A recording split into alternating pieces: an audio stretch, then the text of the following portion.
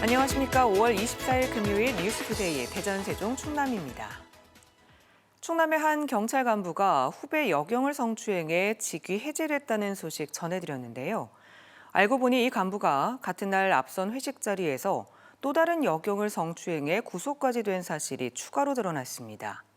하룻밤새 피해 여경이 2명이나 발생한 건데요. 김성국 기자가 단독 취재했습니다. 한 음식점에 충남 천안의 한 지구대 소속 직원들이 들어옵니다.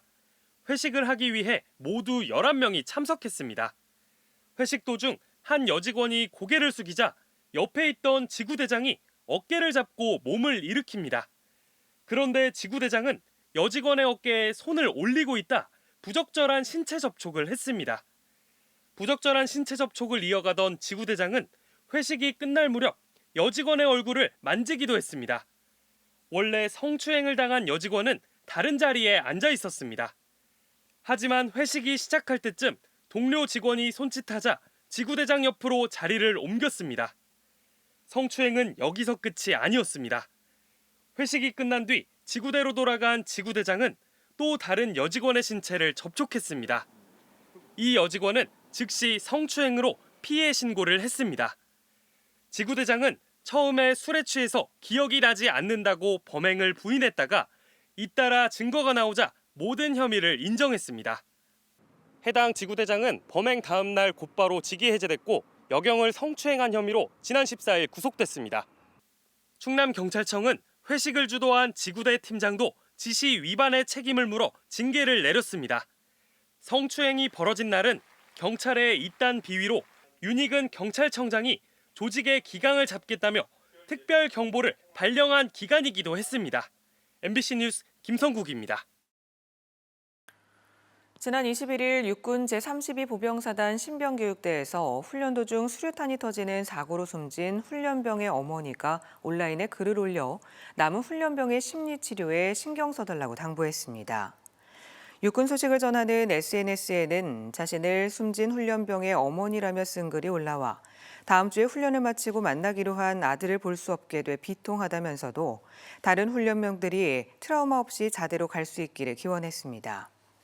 육군은 유가족의 장례 절차를 지원하고 남은 훈련병들에 대한 심리안정 지원도 철저히 하겠다고 밝혔습니다. 인사혁신처 중앙징계위원회는 초등학생 자녀가 왕의 DNA를 가졌다며 자녀의 담임교사에게 강압적인 내용이 담긴 편지를 보내 갑질 논란을 일으켰던 교육부 사무관에게 정직 3개월 처분을 내렸습니다. 해당 사무관은 지난 2022년 10월 자녀가 다니던 세종시의 한 초등학교 교사에게 왕의 DNA를 가진 아이라 왕자에게 말하듯이 듣기 좋게 말해도 다 알아듣는다라는 내용의 편지를 보내고 또 다른 교사를 아동학대 혐의로 고소해 갑질 논란을 일으켰습니다. 의대 정원 증원 사태로 병원 운영에 어려움을 겪고 있는 대전 충남대병원이 전공의 이탈 이후 입원 환자가 36% 줄고 매달 100억 원대 손실이 발생하고 있는 것으로 알려졌습니다. 충남대병원에 따르면 조강희 병원장은 병원 내부방에 지난 2월 전공의가 병원을 떠난 이후 현재 입원 환자가 하루 평균 36.4% 줄고 외래 환자 역시 20% 가까이 줄어 매달 100억 원대의 손실이 발생하고 있다는 내용을 공유한 것으로 전해졌습니다.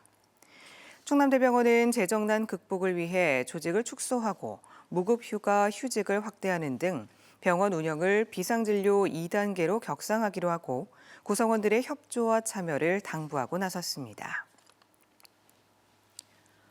그젯밤 대전시청을 점거한 대전중앙로 지하상가 상인들이 경찰과의 4시간 가까운 대치 끝에 강제 퇴거됐습니다.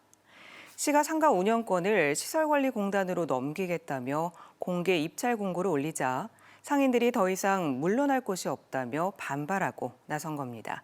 긴박했던 당시 상황을 박선진 기자가 취재했습니다. 3차 퇴거 요청 및 체증을 실시하겠습니다. 대전시청 1층에 모여 앉은 80여 명의 중앙로 지하상가 상인들에게 경찰이 3차 퇴거 명령을 내립니다. 경찰이 시청 내부로 진입해 설득했지만 상인들은 꼼짝도 하지 않습니다. 결국 경찰 200여 명이 투입돼 상인들을 한 명씩 청사 밖으로 끌고 나갑니다. 곳곳에서 비명과 울음소리가 터져나오고 일부 상인들은 나가지 않겠다며 서로 팔짱을 끼고 바닥에 드러눕습니다. 버티려는 상인과 밖으로 옮기려는 경찰 사이에 실랑이가 빚어졌고 이 과정에서 상인 한 명이 병원으로 옮겨졌습니다.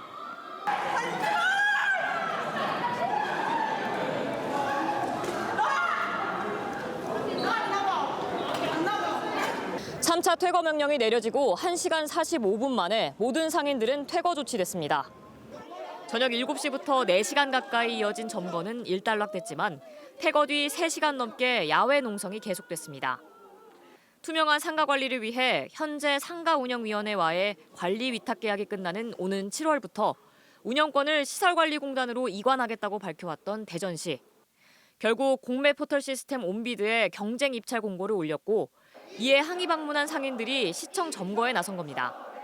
저희를 어느 정도 이해를 시킨 다음에 입찰을 시켜야 되는데 아예 일방적으로 나가라기 때문에 저희는 정말 억울해서 이대로 나갈 수가 없습니다. 법에 따라 남은 절차를 계속 진행한다는 대전시와 생존권 보장을 요구하는 상인들의 마찰은 더욱 거세질 전망입니다. MBC 뉴스 박선진입니다. 네, 앞서 보신 것처럼 대전시와 중앙로 지하상가 상인들이 극한 갈등으로 치닫고 있는데요. 이번 논란의 쟁점이 무엇이고 전망은 어떨지 고병권 기자가 짚어봤습니다. 강제 퇴거를 당한 뒤 날이 밝자마자 다시 시청을 찾아 농성을 이어가는 대전 중앙로 지하상가 상인들. 이들은 대전시의 일방통행식 정책이 가장 큰 문제라고 주장합니다. 상인들이 시로부터 지하상가에 대한 포괄적 승계 사용권을 받은 건 30년 전. 그동안 대통령 표창을 2번이나 받을 정도로 모범적으로 운영해왔는데 시가 제대로 상의도 하지 않고 상가 경쟁 입찰을 강행했던 겁니다. 물건이 아직 다 그대로 있어요. 한 달 동안 어떻게 물건을 다 빼요. 지금 솔직히 장사가 잘 되는 것도 아니고 이런 불경기에서. 그러나 대전시의 입장도 확고합니다. 공유재산법에 따라 30년 사용권 계약이 모두 끝나는 시점이라 경쟁 입찰 외에 다른 방법이 없다는 겁니다. 입점 상인에게 혜택을 주는 타협안도 행정안전부 반대로 가로막힌 만큼 원칙대로 갈 수밖에 없다고 항변합니다. 그러면서 전체 440개 점포 가운데 70%가량에서 제3자에게 불법 전대를 한 정황이 파악됐다며 경찰에 수사를 의뢰했습니다. 대전 시민의 재산을 공정하게 운영해야 되는 부분은 또 저희들이 꼭 지켜야 될 행정이 큰 원칙이지 않을까 싶습니다.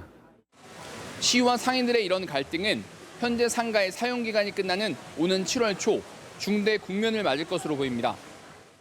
점포마다 경쟁 입찰을 통해 최고가 낙찰을 받은 새로운 상인들이 생겨나면 시와 기존 상인 간 명도 소송전으로 비화할 수 있습니다. 대전시는 대화는 이어가겠지만 당분간 중앙로 지하상가의 파행 운영은 불가피할 거라고 전망했습니다. MBC 뉴스 고병권입니다. 충남도가 고속철도가 없어 교통 불편을 겪는 서해안권 주민들을 위해 장항선 고속철도 연결 사전 타당성 조사 용역에 나섰습니다. 도는 오는 2027년 장항선 개량 사업 완료에 맞춰 아산탕정 장항선에서 배방 경부고속선까지 6.9km 구간 연결 사업을 추진할 계획으로 사업비는 7,258억 원이 들 것으로 전망했습니다. 도는 이 구간이 연결되면 충남 서해안권 주민들이 KTX나 SRT를 통해 곧바로 용산이나 수서역으로 갈 수 있고 소요 시간은 홍성역 기준 수서역까지 110분에서 65분, 용산역까지는 2시간에서 68분으로 절반 가까이 줄어들 것이라고 설명했습니다. 최민호 세종시장이 정점식 신임 국민의힘 정책위의장을 만나 세종시가 실질적인 행정수도 완성 단계에 이르고 있지만 사법 서비스를 이용하려면 대전까지 가야 하는 불편함이 있다며 세종지법 설치 필요성을 강조했습니다. 정 의장은 법제사법위원회 전체 회의 개최와 법안 통과를 위해 적극 협조하겠다라고 답했는데 최 시장은 조만간 김도읍 법사위원장도 만나 지원을 요청할 계획입니다. 세종지법 설치를 위한 법 개정안은 지난 7일 여야 합의로 법사위 소위를 통과해 오는 28일 예정된 21대 국회 마지막 본회의에서 통과될 수 있을 거란 기대가 커지고 있습니다. 4.10 총선 이후 공석인 국민의힘 대전시당 위원장에 5선인 이상민 의원이 합의 추대될 전망입니다. 국민의힘 대전 7개구 전 당협위원장들은 최근 모임을 갖고 차기 시당 위원장에 이상민 의원을 추대하기로 했습니다. 이 의원은 국민의힘 전당대회가 열리기 전인 다음 달 말쯤 당내 절차를 거쳐 대전시당 위원장으로 취임할 전망입니다. 동남아시아 국가 라오스는 우리나라보다 경제 여건이 취약하다 보니 투입할 수 있는 순찰차가 30대에 불과할 정도로 치안이 열악한데요. 라오스 수도 비엔티안주와 우호 관계를 맺은 충남도가 충남경찰청과 협약을 맺고 국내에선 처음으로 도내를 누비던 경찰 차량 25대를 라오스에 무상 잉여하기로 했습니다. 김태욱 기자입니다. 8년 전 도입돼 충남도민의 안전을 위해 10만 킬로미터 넘는 현장을 누비던 중형 순찰차. 법적 사용 기간이 만료돼 민간에 매각될 예정이었지만 동남아시아 국가 라오스에서 제2의 임무를 맡게 됐습니다. 충남도가 충남경찰청과 업무 협약을 맺고 우호 협약 관계인 라오스에 순찰차 20대와 오토바이 5대를 무상 양여하기로 결정한 건데 치안 업무에 투입됐던 경찰 차량을 해외 국가에 원조하는 건 국내 첫 사례입니다. 치안 환경이 열악한 라오스 정부의 경찰 순찰차와 사이카를 전국 최초로 해외 원조하게 되었습니다. 라오스의 국내 총생산은 세계 125위로 우리나라와는 100개 단 이상 차이가 나는데 경제 상황만큼 치안 역시 열악한 상황입니다. 라오스 치안 환경이 열악해서 순찰대가 한 65대 중에 30대만 가용하다고 들었습니다. 라오스 정부는 올 가을 개최하는 아시아 유럽 회의, 아셈 회의에서 이 차량들을 바로 투입할 것으로 알려졌습니다. 순찰차는 4년에 12만 킬로미터, 오토바이는 7년으로 법적 운행 기간을 넘겼지만 사용에는 문제가 없는 차량들입니다. 앞서 충남도는 지난해와 올해 라오스에 구급차 32대를 지원했는데 현지에서 귀중한 생명을 구하는 데 큰 역할을 하고 있습니다. 25대의 경찰 차량은 라오스 국민의 안전을 책임질 것이고 또 이를 통해서 치안 외교까지 협력의 폭을 넓히는 계기가 될 것으로 기대를 합니다. 충남도는 차량 인수와 정비 등을 거쳐 오는 9월 라오스 정부에 경찰 차량을 공식 양여할 계획입니다. MBC 뉴스 김태욱입니다. 대전 역사 내부에 있는 유명 빵집 성심당 매장 임대사업자 공모가 4번째 유찰됐습니다. 코레일 유통 등에 따르면 성심당 매장의 사용 계약이 지난달 만료됨에 따라 공개 경쟁 입찰 방식으로 공고를 내면서 최초 입찰 조건으로 월 평균 매출액 약 26억 원의 17%인 4억 4,100만 원이 제시됐습니다. 이에 지난 5년간 월 수수료 1억 원가량을 내왔던 성심당은 4차 입찰까지 뛰어들었지만 평가 기준을 맞추지 못한 것으로 전해졌으며 5차 입찰 때는 당초 목표 금액보다 30% 낮아진 금액으로 공고가 나게 됩니다. 금요일 뉴스투데이를 마칩니다. 시청해주신 여러분 고맙습니다.